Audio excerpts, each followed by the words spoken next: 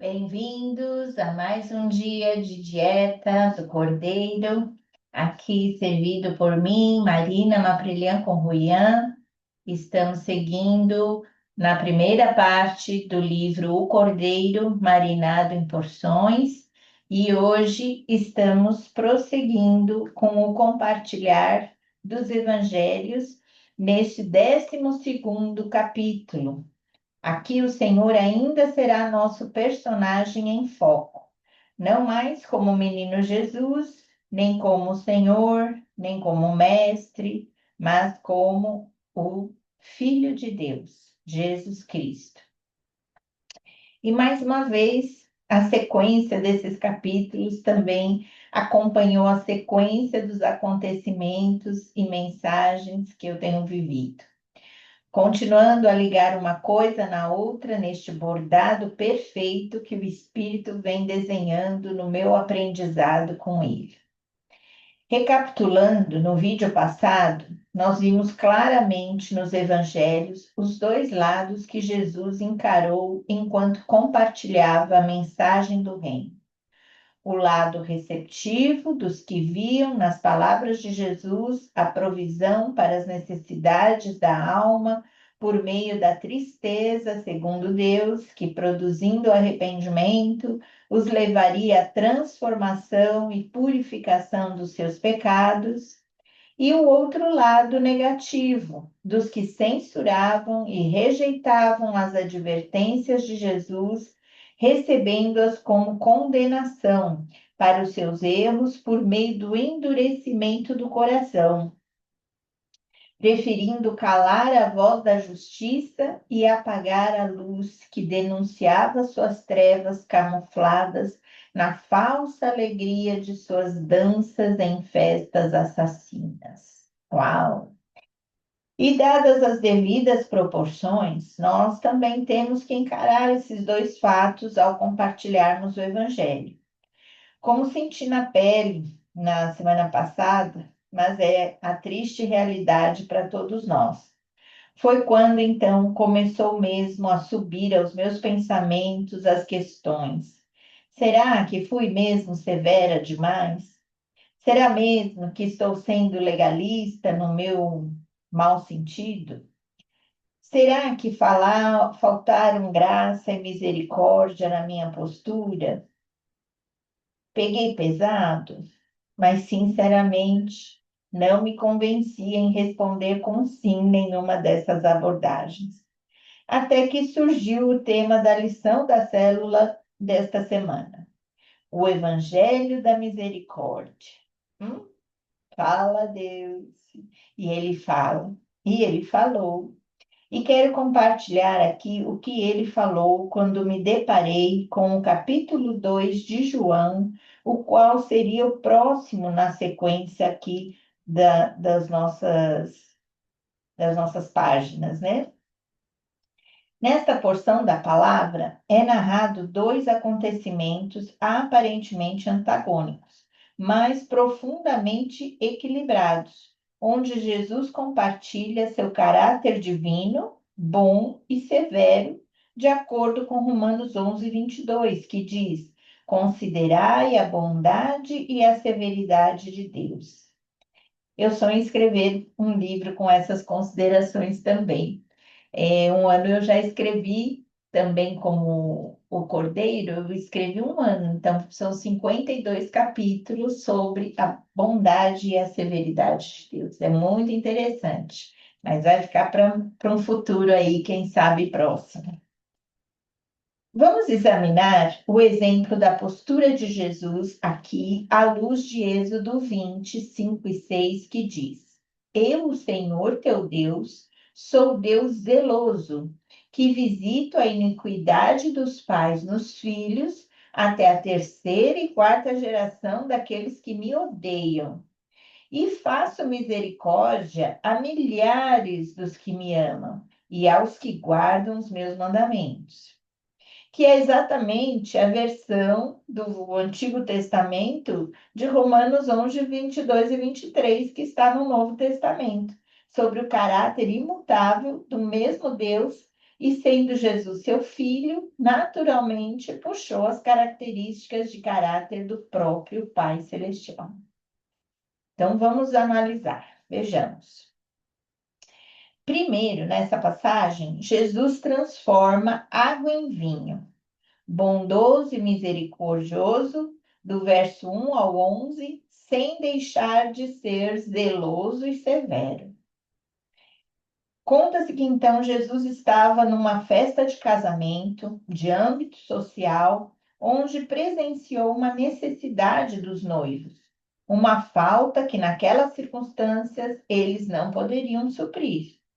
Mas Maria sabia que Jesus poderia prover aquela carência e então compartilhou com ele a situação, em obediência e sujeição. Como ela disse, fazei tudo o que ele vos disser, versículo 5.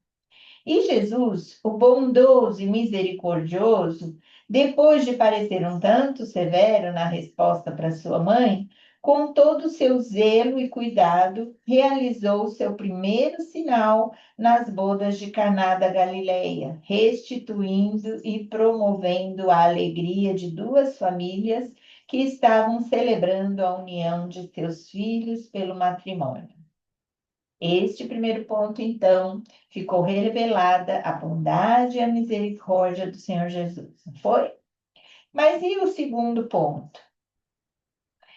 Jesus purifica o templo, severo e zeloso, do versículo 12 ao 25, sem deixar de ser bondoso e misericordioso. Olha, a segunda parte deste mesmo capítulo acontece também próximo a uma festa, mas de âmbito espiritual, a festa da Páscoa. Ali, no pátio do templo, não no salão de festa de uma residência particular qualquer, Jesus não viu uma necessidade, ele viu uma iniquidade, uma transgressão que bem poderia ser evitada e corrigida pelos próprios praticantes ou até mesmo por aqueles que, mesmo não praticando, estavam ali consentindo e tolerando essas práticas abomináveis. Porém, não havia ali nos envolvidos nenhum sinal de arrependimento produzido pela tristeza, segundo Deus. Pelo contrário, estavam tão alegres com os lucros abusivos e indevidos que aquela desobediência e insubordinação às leis divinas estavam lhes rendendo, que nem se davam conta de estarem perdendo com isso a bondade e a misericórdia divina.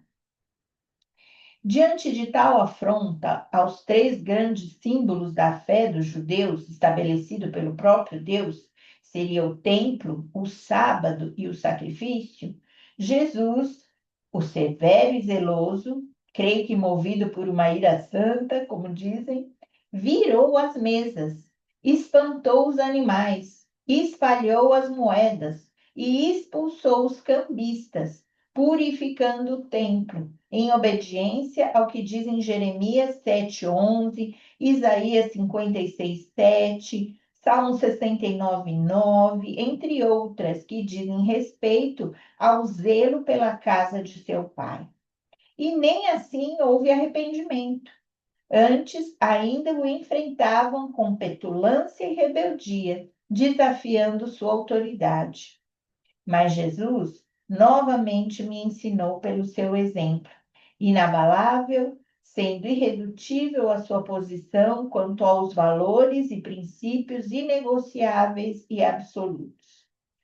Houvesse da parte dos transgressores o reconhecimento, seguido da confissão sincera de um pecador arrependido e quebrantado, certamente Jesus purificaria também seus corações e transformaria suas vidas como que dá água para o vinho, em sinal da sua bondade e misericórdia. Porém, não houve esse sinal de arrependimento.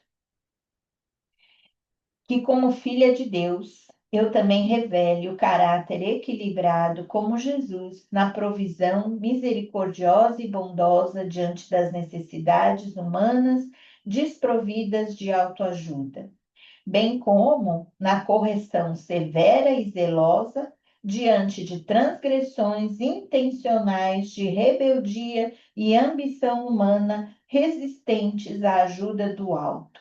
Uma coisa é uma coisa, outra coisa é outra coisa. Cada postura de caráter tem mesmo seu lugar aplicado perfeitamente a cada situação. Queridos, eu volto a lembrá-los. Na descrição de cada vídeo, eu copio o trecho bíblico dos evangelhos a que se refere a reflexão do capítulo, ok?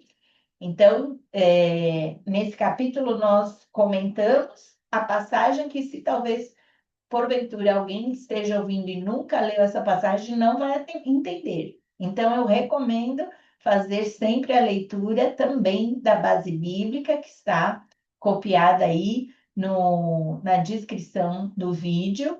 E, como eu falei, eu fiz um arquivo de todos os 4 evangelhos compilados em um só. Então, essa passagem que conta nos evangelhos, ela está completa. Todas as passagens que eu coloco, ela tem a parte de cada um dos evangelistas, ok? E se você quiser esse compilado completo, esse arquivo em PDF, também pode pedir nos comentários que eu te envio, tá bom? Ok, terminamos então mais um capítulo.